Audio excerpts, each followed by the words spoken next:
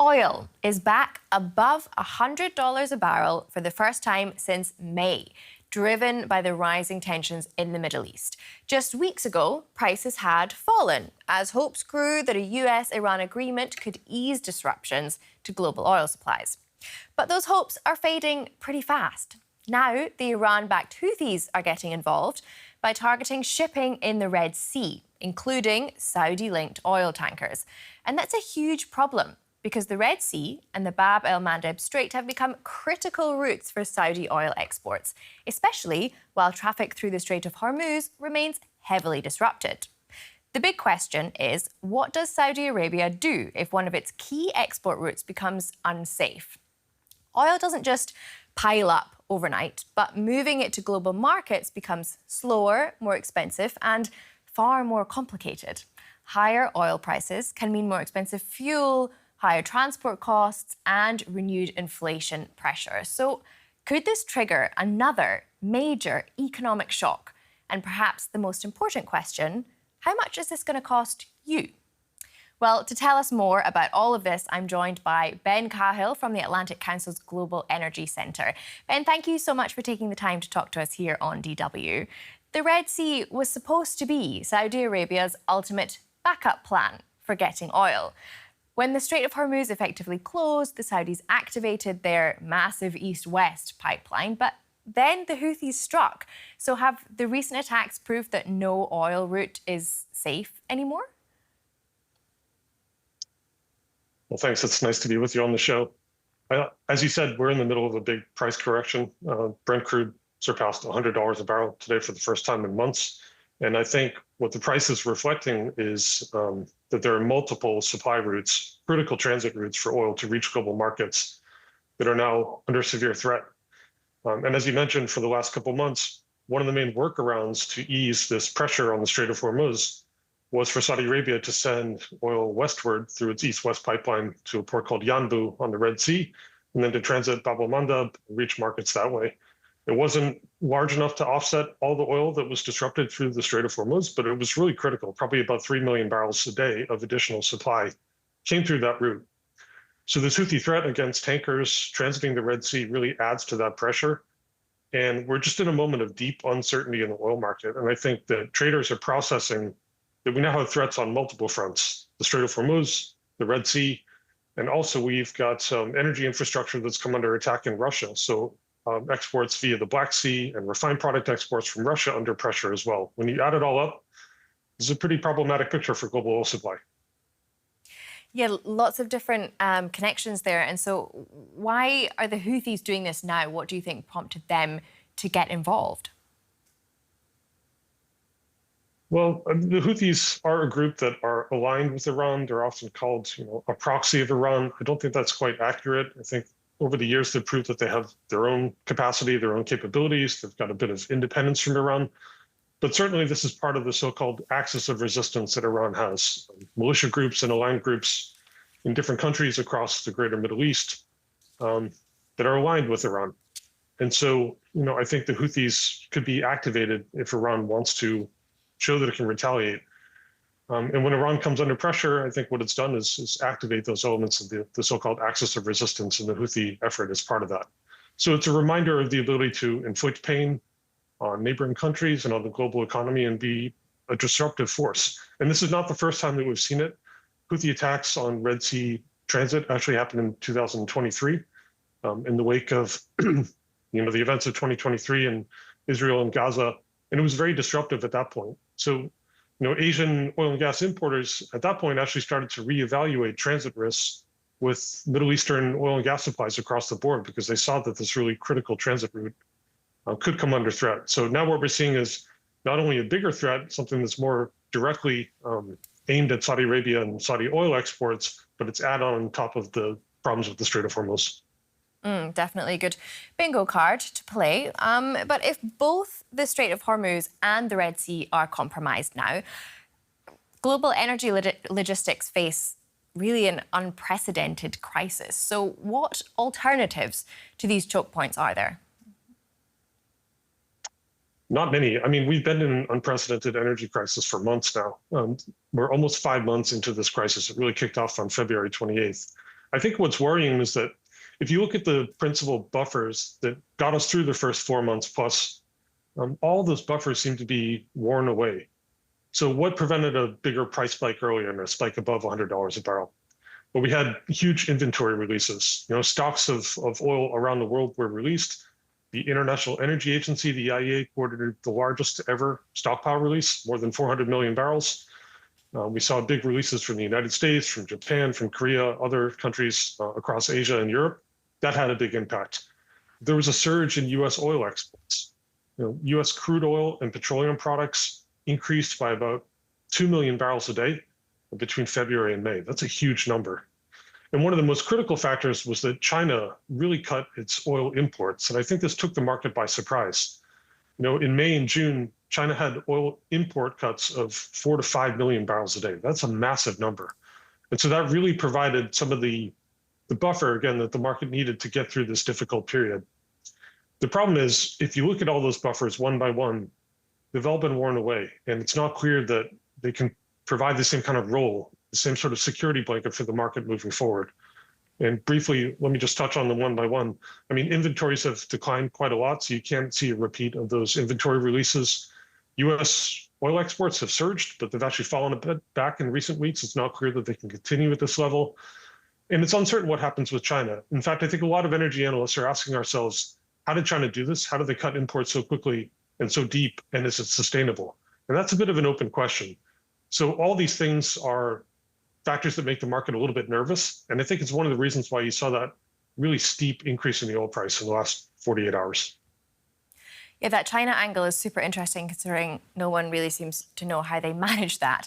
But you've estimated that global oil supplies could really dwindle much sooner rather than later.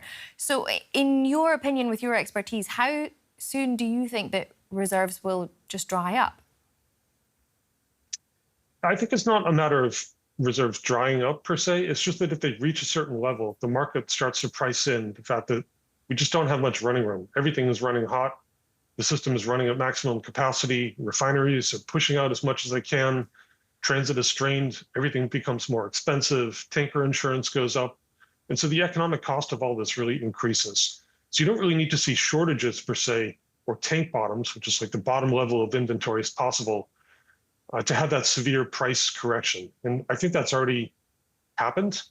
Now, I think day by day, week by week, the longer that exports from the Middle East are disrupted and remain at these low levels, the sharper that price correction is going to be. Well, let's just take a look at this chart of oil prices from this year. It's a geopolitical roller coaster. I mean, peaking soon after the start of the war in April, then dipping in June, and now back up over $100 a barrel.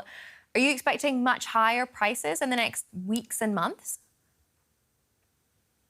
It's certainly possible. And one thing I would draw your attention to on that chart is that, in early July, you had a pretty steep drop off in the oil price. And the reason was after the June 17th Memorandum of Understanding, or the MOU, between the United States and Iran, which really formed the basis of negotiations, supposed to be the kind of framework that would be used over the next 60 days for negotiations between the sides. After June 17th, you saw a pretty big uptick in Strait of Hormuz transit. And at that point, the market started to price in a fairly smooth recovery. Oil prices dropped quite a bit. There was even talk about the market looking a lot looser heading into 2027. And one really interesting thing happened. The headline price for Brent crude oil, the most recognized globally traded benchmark crude oil, it actually flipped into contango in early July, which basically meant the price for delivery up to 6 months out was higher than the price for prompt delivery. And I don't want to get too technical, but that's basically a sign that the market is pretty well supplied. So that was a pretty dramatic change. It was really notable that that happened after so much disruption over the previous months. I think at that point in early July, it reflected this view that maybe things would get back to normal. And of course, now that really seems like a distant memory. So I think the question from here on, what will drive the oil prices, what kind of escalatory spiral we're in. And there's a lot of room for things to potentially go wrong. I mean, if the US increases airstrikes on Iranian infrastructure, Iran has showed in recent months that they can lash out and that it can attack energy infrastructure right across the Arab Gulf states and Iraq, loading terminals, pipelines, oil and gas fields.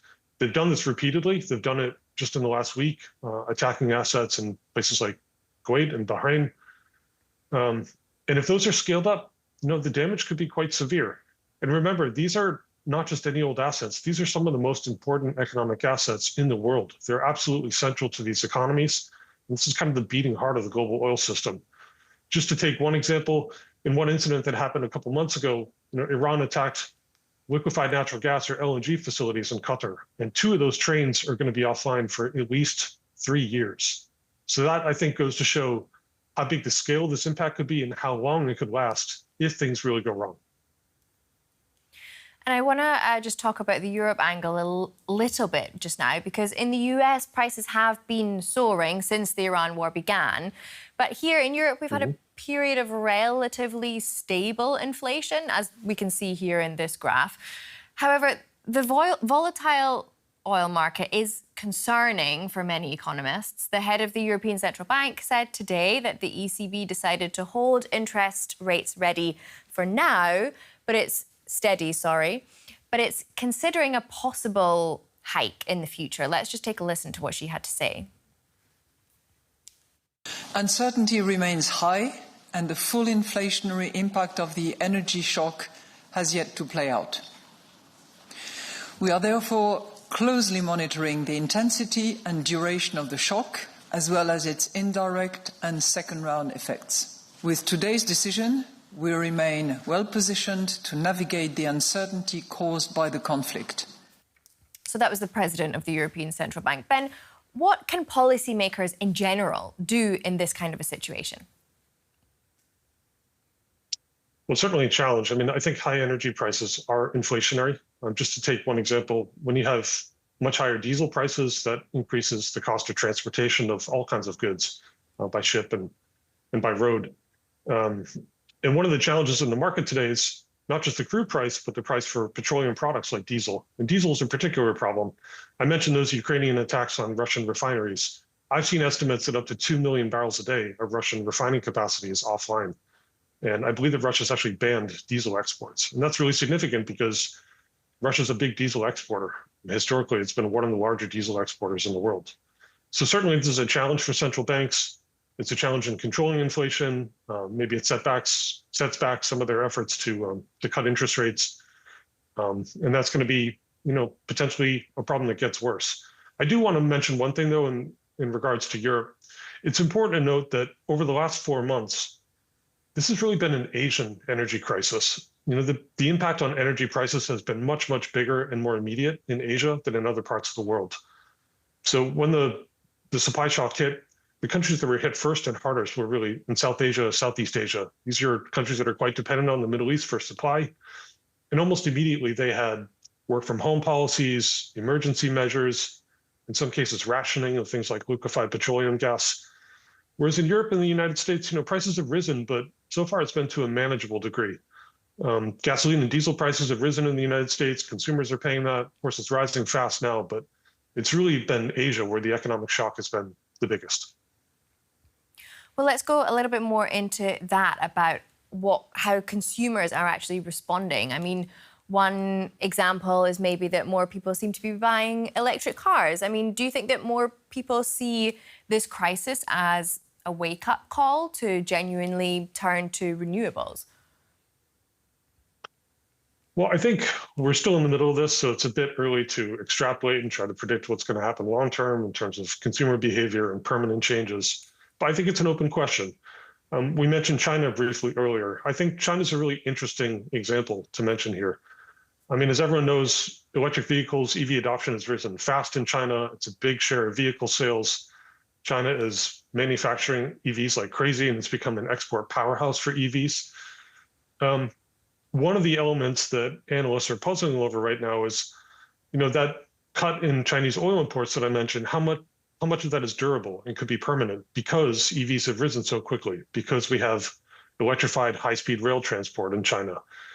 And the fact is that China produces and exports a lot of electric vehicles that are quite inexpensive. So if you're in South Asia, Southeast Asia, Australia, Latin America, cheap Chinese EVs start to have a lot of appeal. And I think the longer this runs on, certainly the sharper the price shock is, the more you can assume that it will enter consumers' minds that, maybe this is a way to avoid that kind of volatility and high prices. Sure. And economists are warning that if oil remains above $100 a barrel for an extended period, it could push inflation higher again. And that comes at a time when many households, both in advanced economies and across the global south, like you just mentioned, are still really struggling with a cost of living crisis. So if this crisis continues, what does it mean for ordinary consumers? Well, it certainly means that people will pay higher prices at the pump. It could mean higher costs of consumer goods because of those increased shipping costs that I mentioned. It is worth mentioning one thing, though. There's often a comparison between what's going on today and the oil shocks of the 70s. What did we learn from those oil shocks? What's different today from this current crisis? I think one big difference is that the global economy in general is less oil dependent. The oil intensity of GDP is lower now than it was back then. In other words, for every dollar in the oil price increase, it has less impact on the global economy. And the reason for that is that we have more fuel efficient vehicles, we have smaller vehicles, more people drive electric vehicles. Oil is basically not used in power generation in many countries around the world. So it's a much more fuel efficient, energy efficient economy today than compared with past oil shocks. That's a good thing. I think it's one of the reasons why you haven't seen such a big impact on the global economy and equity markets in the last 4 months. But that's with oil below $100 a barrel. I think if we get to 150 and above, the general expectation is that recession risks start to rise and the economic risks become much bigger.